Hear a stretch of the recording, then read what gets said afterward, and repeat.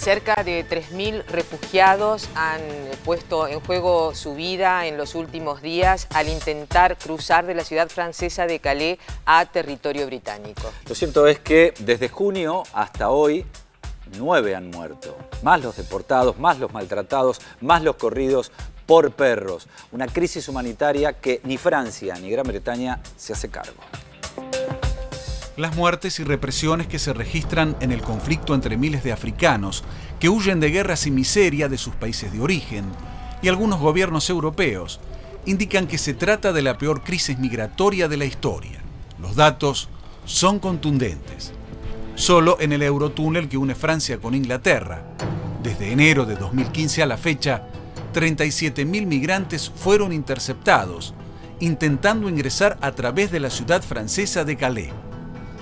Solo en los últimos 2 meses hubo 9 muertos. Los responsables de la concesión del Eurotúnel informaron que durante esta semana, en la madrugada del martes, se registraron 1.500 tentativas de intrusión y en la del miércoles más de 2.000. En un comunicado, la concesionaria del conducto ferroviario señaló que realizó inversiones que le exceden de sus obligaciones contractuales, construyendo vallas, iluminación, cámaras, barreras infrarrojas y que duplicó la cantidad de efectivos de vigilancia. Yeah, we like England for going. Yeah, it's good. And here is so difficult for life because we sleep outside in the road, the jungle, like this is so difficult. Yeah, I know it's danger, but I have no passports, have no any. Then I try with train. But the police of France is not good. I like England. To teach, more teaching, to work. Plus, in my country, there is a problem by politics plus religion. That's why I was coming to England. El conflicto planteado en el Eurotúnel expone a los ojos del mundo la discriminación y el desprecio de algunos gobiernos europeos, como el del británico David Cameron. So we're going to take action right across the board, starting with helping the French on their side of the border. We're going to put in more fencing, more resources, more sniffer dog teams, more assistance in any way we can in terms of resources.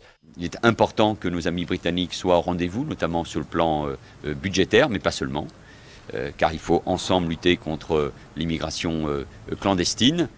En un tramo de su discurso, el primer ministro británico utilizó el término enjambre de inmigrantes.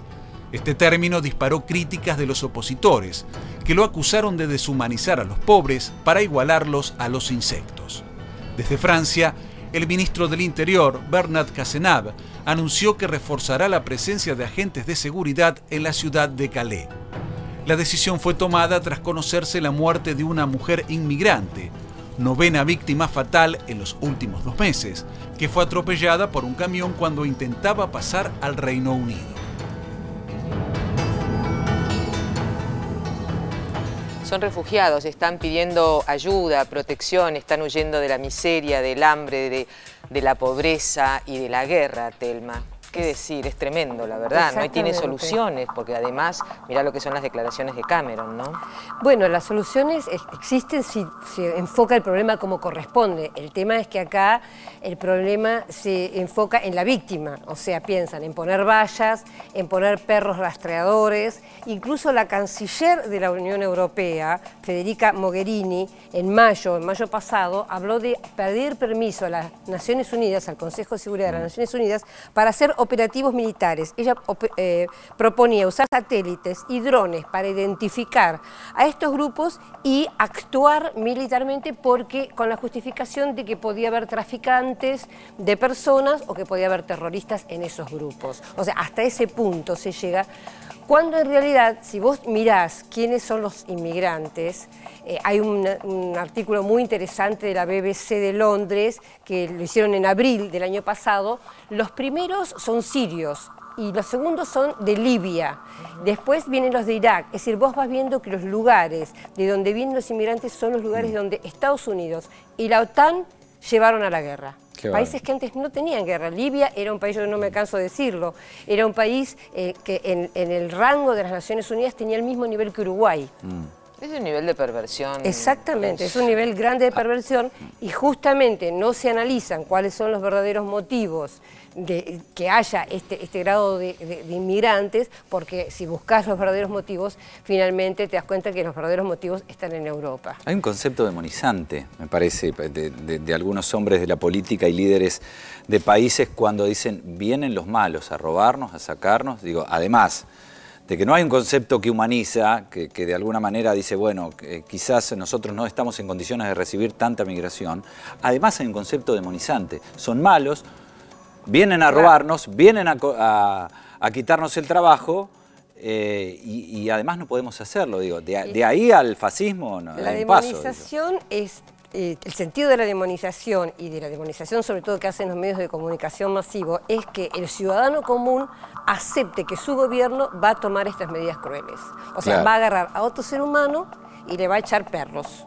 O lo va a castigar con armas. Entonces, para que un ciudadano común de buenos sentimientos pueda aceptar semejante horror, tiene que entender que esa persona está demonizada. O sea, tiene que demonizarla para poder aceptar eso. Si no, de otra manera no se puede aceptar.